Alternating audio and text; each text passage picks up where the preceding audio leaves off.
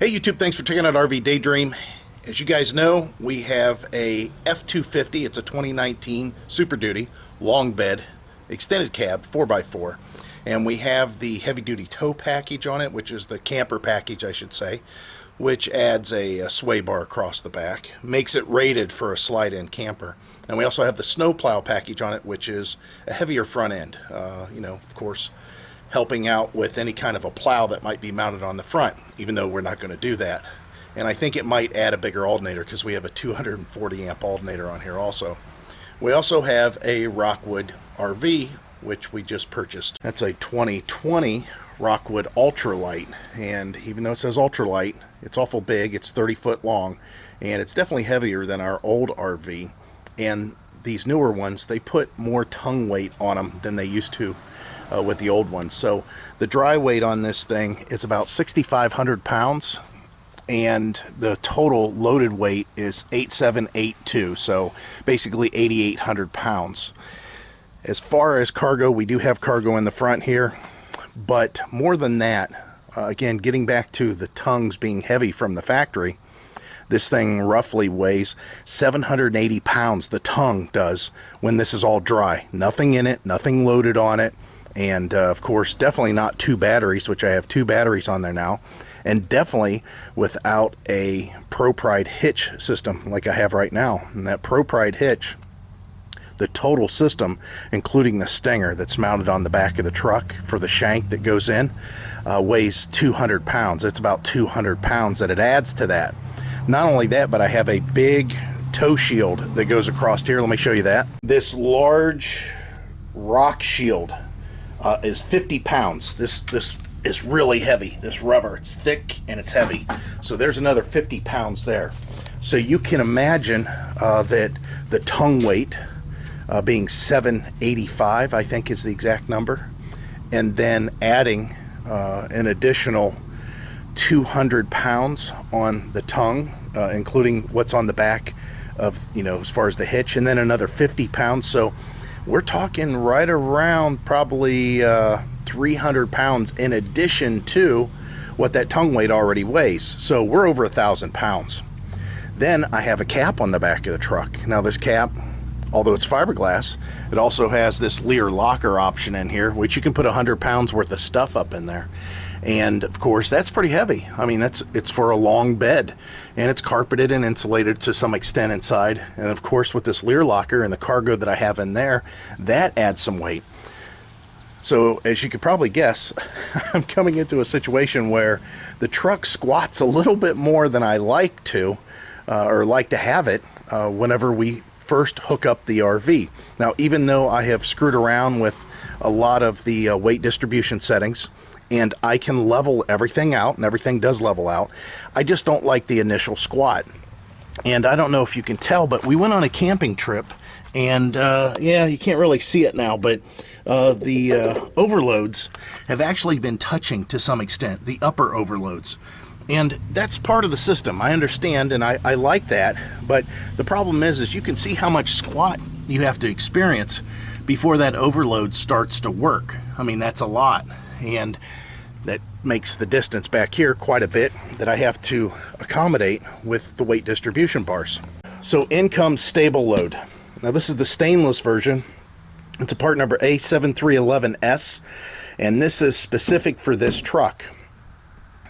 The stainless version, I have to have it. We're in Northeast Ohio, and there's no way that I could have just regular metal back there and expect that to last any period of time, even though we are hoping to move out of this area and travel full-time in RV. The stainless will help me get to that day without rusting away. So what this does is basically goes on your lower overload spring, which you can see here. It's this big thick spring at the bottom, and it helps take, instead of letting these springs flatten out as the load gets applied to the back of the truck and then touch this spring, what it does is it allows it to utilize this overload spring prior to that. I don't know if you could tell, you can probably see the rub mark a little bit better on this side now that we're out of the sun. So basically what I'm trying to tell you is that on this truck, as you load weight on here, the way the suspension works is these are the main leaf springs. These two springs right here, those are the main ones. That's what you feel every day driving down the road. As the vehicle bounces down the road, it's just two springs. Now, the reason they don't put all these springs together is it would ride like a brick back here all the time when you didn't have any weight in here. But as you add the weight, these springs start to flatten out. As they flatten out, they start to touch this lower overload spring. Once they touch the lower overload spring, then it starts to work to help keep them from flattening out any further. If they are flattened out and you're still putting weight on the truck, that's when these upper springs start to come into play too.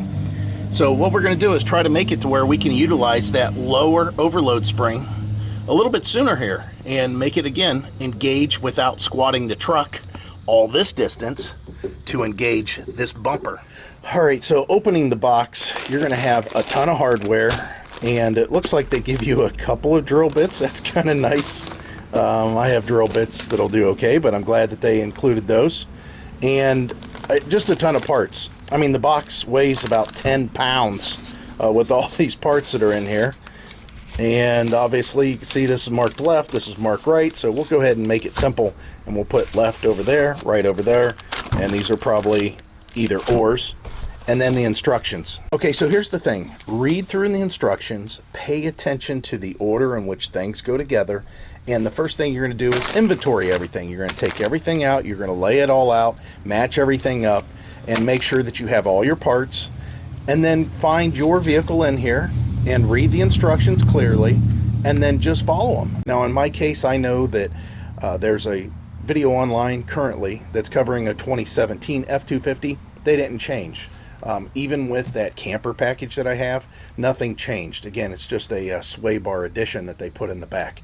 So I have the details for this vehicle already, and there's not really any reason to go into great detail about the installation. I'm going to show you the installation as far as some of the highlights and some of the reasons you might want to do things.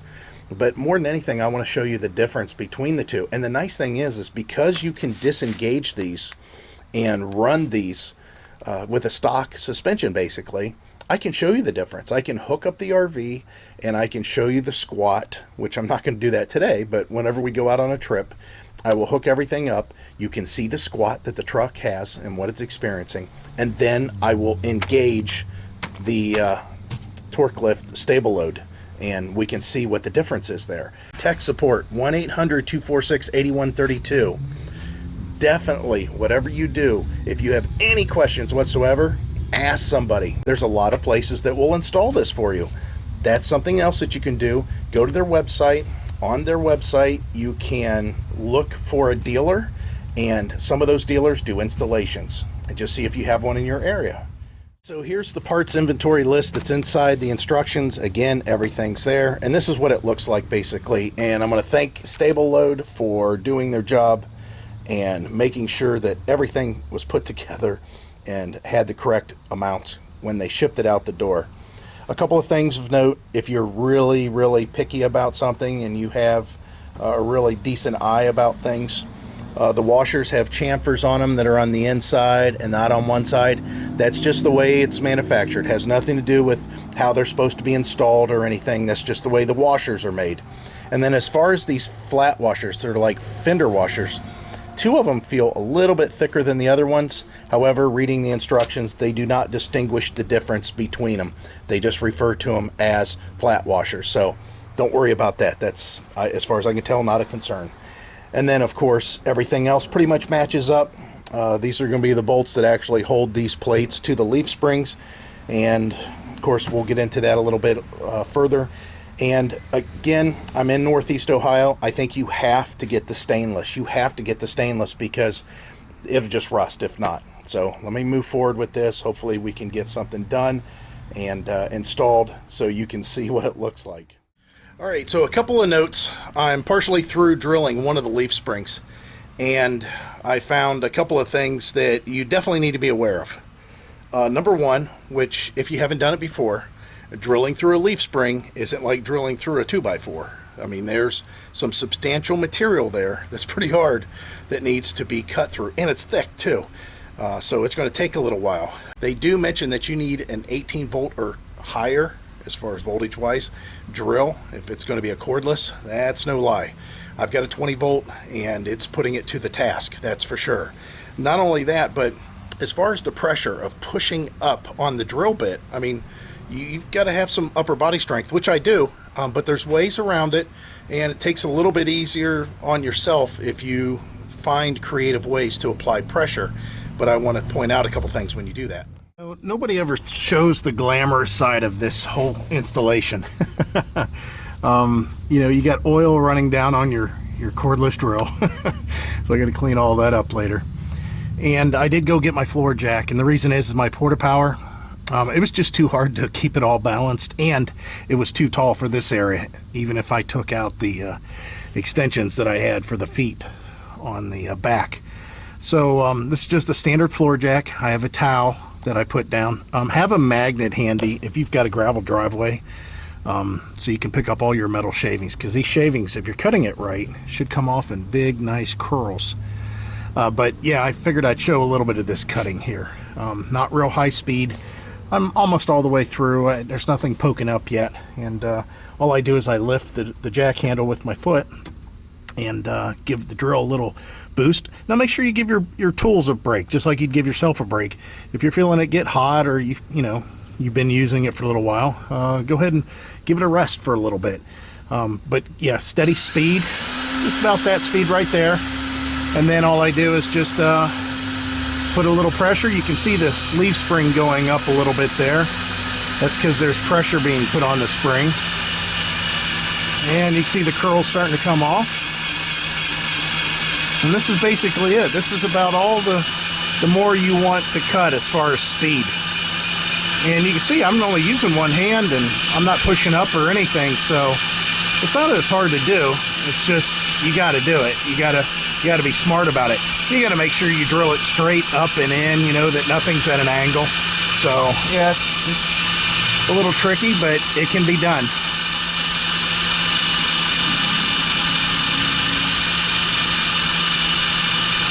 You see, these are the kind of shavings you want. Nice big shavings, just coming, curling out. Then you're doing it right. You're not chipping away at it, you're actually drilling it, little by little. And I haven't added any pressure to the jack once I talked about how the spring moved. And you can hear a little bit of chirping going on. Usually at this point I put a little bit more oil on there.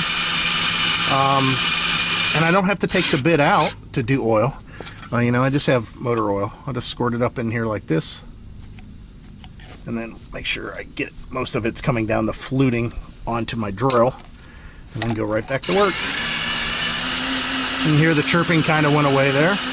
I'll apply a little bit more pressure again. I don't feel anything coming up.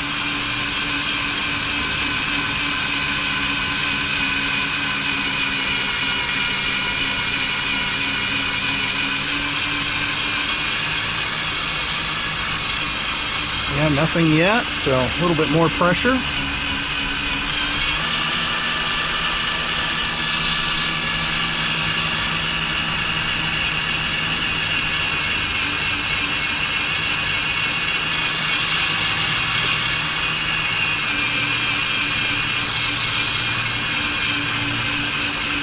The only reason I grab those shavings because they're hot. I don't want them on my arm.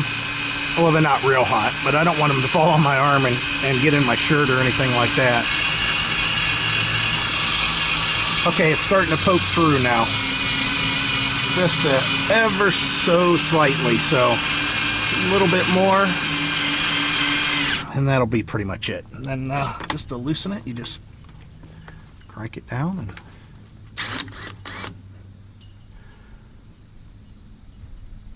let it go down, and now I got to go do the other side, but yeah, not too horribly bad. All right, guys, so you can see it's the next day as far as the installation, and the whole reason was my drill battery went dead. It got late in the evening, and I just wanted to get it finished, and of course at that point it was so dark that you guys couldn't see what it looked like or anything else. So I'm going to show you what it looks like installed. I did take it for a test drive. There's still about that much gap between the overload spring and the leaf, the main leaf pack, so that it doesn't engage unless we like hit bumps, or if I go around corners I could feel that it's a little bit more stiff. But we're not going to know exactly what this is going to do until I show you guys what it looks like with the RV loaded up on it. So again, it's going to happen on this video for you guys right away, but it's going to be a few days before I can actually do it. Now, of course, the back ones cannot go on the inside of the spring because it's too close to the frame.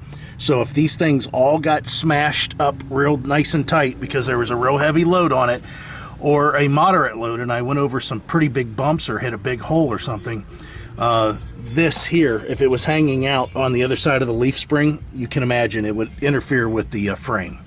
On this one though, it's all tucked away, you can barely tell it's back there. I like the way that looks. However, I don't like the way that that one engages, because you pretty much have to get underneath the truck and engage it. Of course, it's not like you're going to be engaging, disengaging, engaging, disengaging all the time, but when I do, I got to make sure I'm not in a muddy situation or a wet situation or something like that, so I can engage that spring, at least that side of the spring. However, this one here, it is a breeze to do.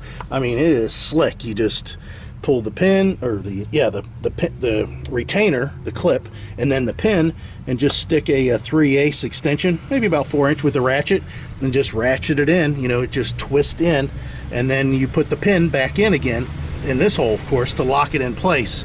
Real easy to do. Overall, I like the way that it got installed. Again, the drilling, you got to take your time. You're going to have to spend some time drilling. I know that they say the installation is about 30 to 45 minutes. That depends on how strong your drill is, if it has a low speed, if it's corded, and if you got oil handy and you got a jack, and you just take your time. Now they have some sort of tool rental thing.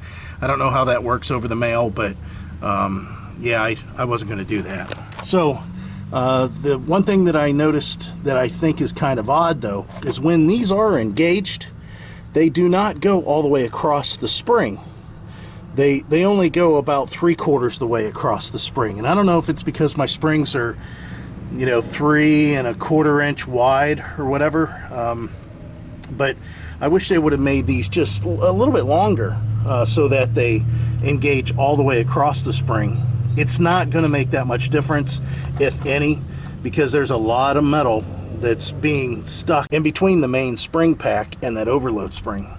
So again, next update is going to be me hooking this up and seeing what the squat's like. All right, guys, so here's the day we've been hoping for. Now, because it rained, I don't think I'm going to be able to get a camera in here and show you the suspension working as we drive. That's what I was hoping to do, but I think the camera is just going to get covered in whatever the road has to offer.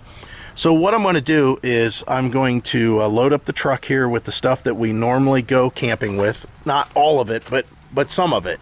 That clam shelter, a couple of, or a folding chair, or picnic table cover. We'll just throw all that stuff in there.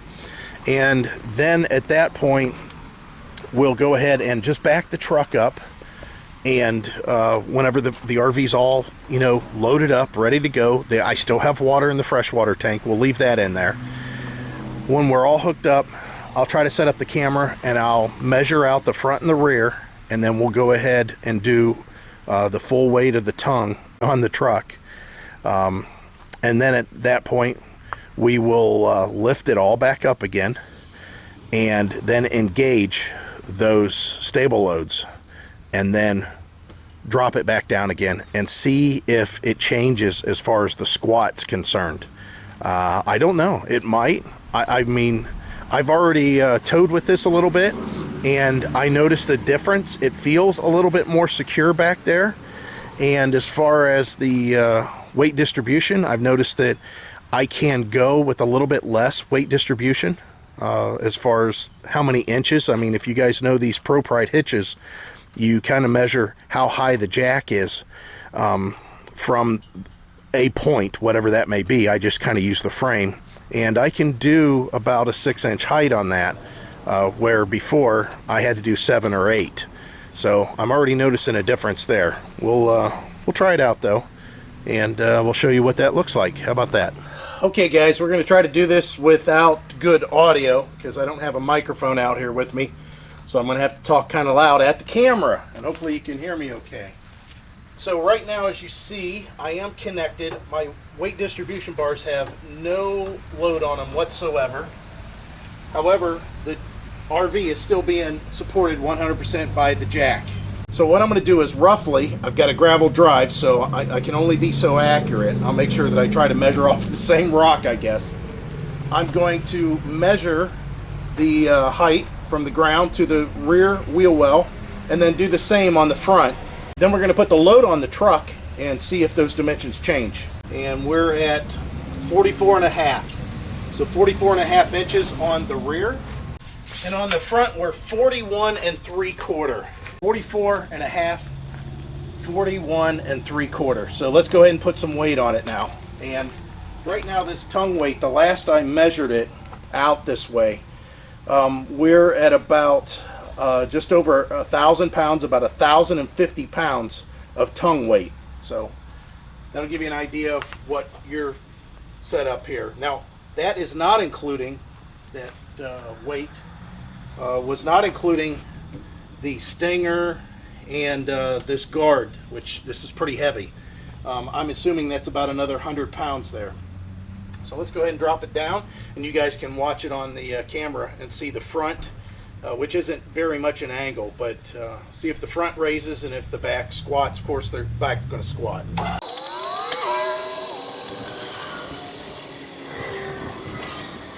Okay, so all the weight of the trailer is now on the back. No weight distribution still, as you can see.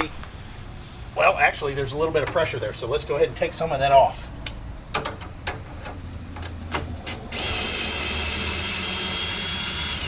And let's go to the other side. Actually, there's none on that side. You can see it's moving. So you saw that it squatted. We were at 44.5. So now we are at, I'm trying to go to the same little area that I had the tape measure before. 42 1/4. 42 1/4. So 42 1/4. And on the front, we were 41 3/4.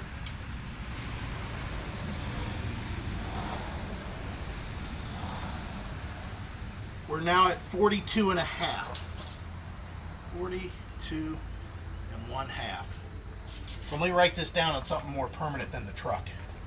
All right, so without any weight distribution being applied to the truck, the squat that it just basically experienced was pretty acceptable as far as what the truck is seeing on the front, because the front end only raised 3/4 of an inch, and I would like to see it a little bit closer to 1/2 of an inch as far as the weight being taken off the front, but that's acceptable. I mean, anything that's 3/4 to 0 is acceptable. I mean, there's still a decent amount of weight on the front. As far as the squat in the rear though, we're at 2 1/4 inches. So 2 1/4 inches has to be taken up by the weight distribution to where it will bring the trailer level, because right now the trailer's tongue is definitely lower than what it was. Because if it's squatting 2 1/2 inches right here, then you can imagine that squat still continuing downwards, how much it's lowered in the back where the hitch is. Of course, again, you've probably seen that on the film out on the right hand side of the screen and what it looks like. So what I'm going to do now is raise it back up and put the stable loads into their locked position to where they're going to help the spring, and we're going to see how much weight is going to be supported now by that helper spring to where the squat might get affected a little bit less in the rear. So let's go ahead and raise that back up. I'll engage all 4 all the way around, and then we'll come back and I'll show you the the whole thing lowering again. All right, like I mentioned before, the outside ones, the ones that kind of are an eyesore, what I think, as far as the way they're mounted, because I had to mount them again outboard, because if not, they'd hit the frame potentially when the spring got compressed.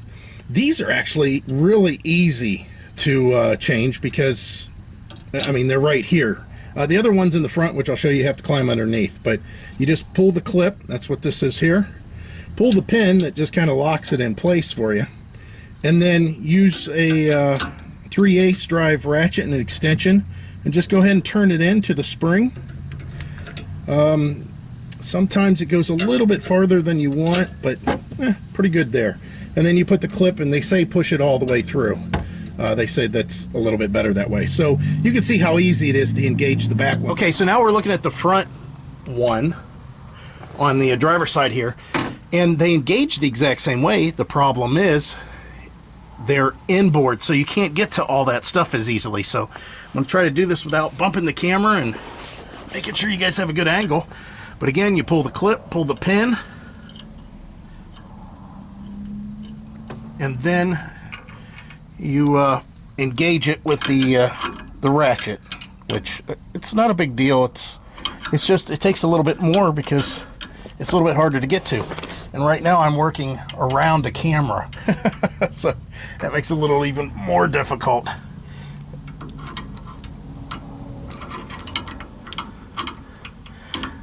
So even though it looks better, I think, mounted the way that the front ones are, if you're looking for ease of use, definitely put them on the outside, as long as there's not anything to interfere with the piece itself. But I think most people like them on the inside. Again, you're not always engaging and disengaging these necessarily either.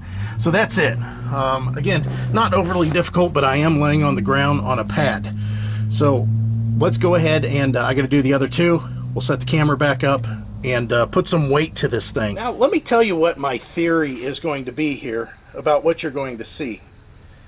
Even though I've made the rear end stiffer to where the squat should be less, the front end now is most likely going to raise just as much as it did before.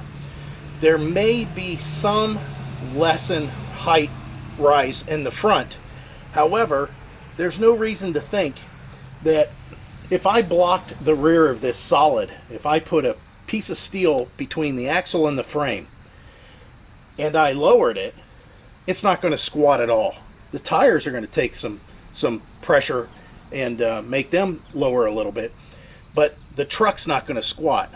However, that weight's still being applied to the back, and now effectively what I've done is made a fulcrum, and that's just going to raise the front end that much more. That's why it's very important not to go with necessarily just airbags or just helpers like I have here to make the squat a little bit less effective. What we want to do is just take away a little bit of the squat and get those helper springs engaged a little bit sooner and use the factory suspension.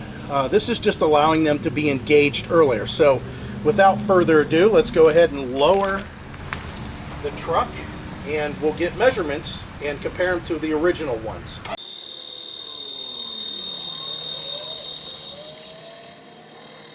Okay, so the jack is all the way up. You can see nothing here as far as weight distribution, and the other side, kind of moving it there, there's nothing going on over there. So no weight distribution on this at all. So let's go ahead and get some measurements now, and again, see how much we're looking as far as squat overall. I am looking at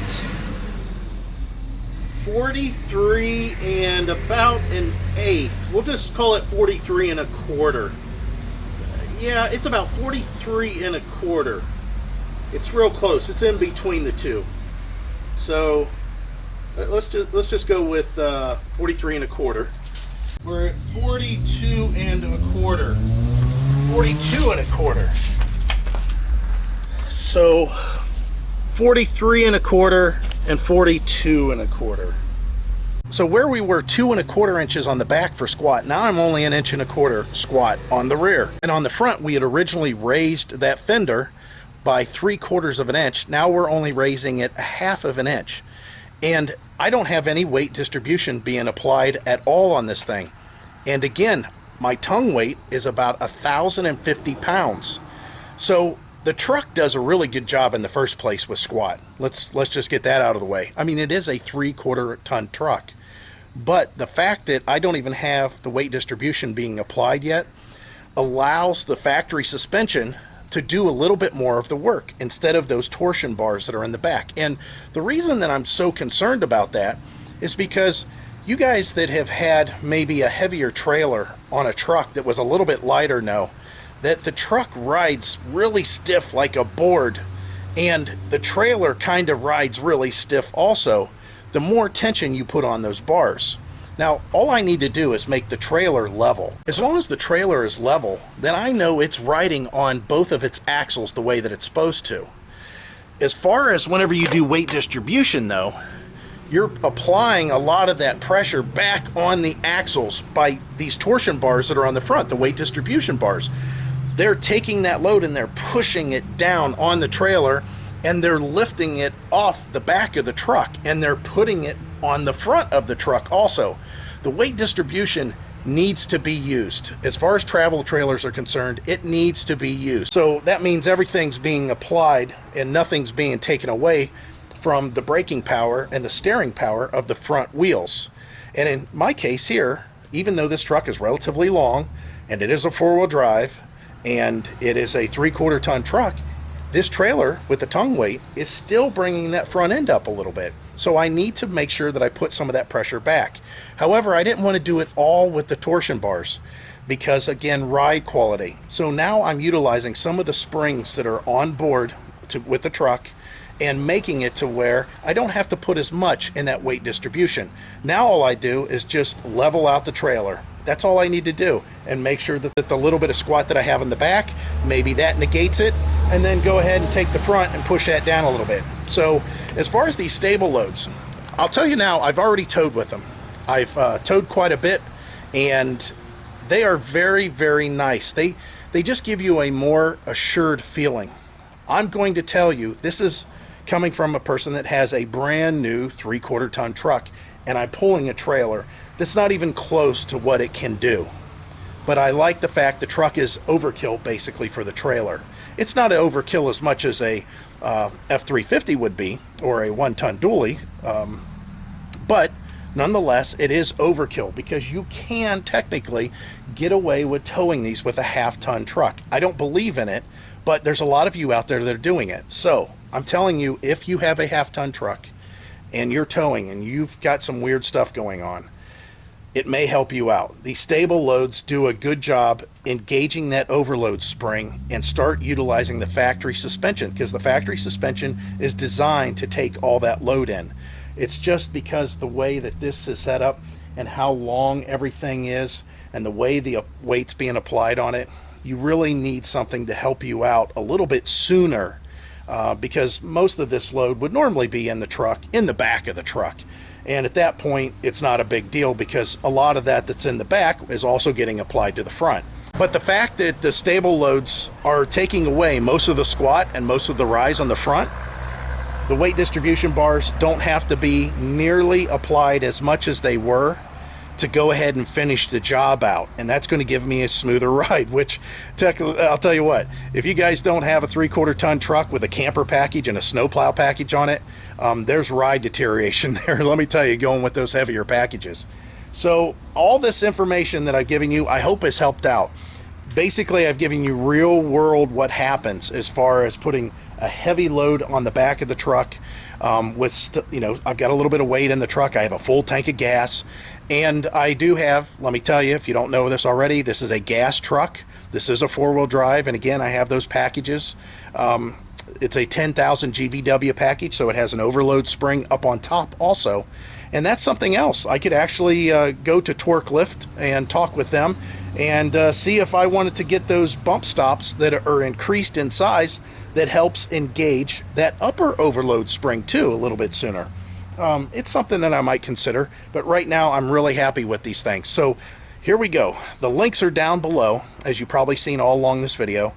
Click the link, it'll take you right to the product. Make sure you get the right application. I've got the stainless ones because I'm in Northeast Ohio, and these things would have fallen apart right away. Click the link. Once you're in there, it's going to be Amazon. Just go ahead and type in your vehicle information and see if that fits. Or better yet, go ahead and get hold of StableLoad, see what the part number is that you need. And again, if you could use my link, it'll help me doing videos like this for you guys, because there is a little bit involved. Thanks for StableLoads from TORKLIFT. I appreciate it. And as always, guys, we hope to see you out there. Bye.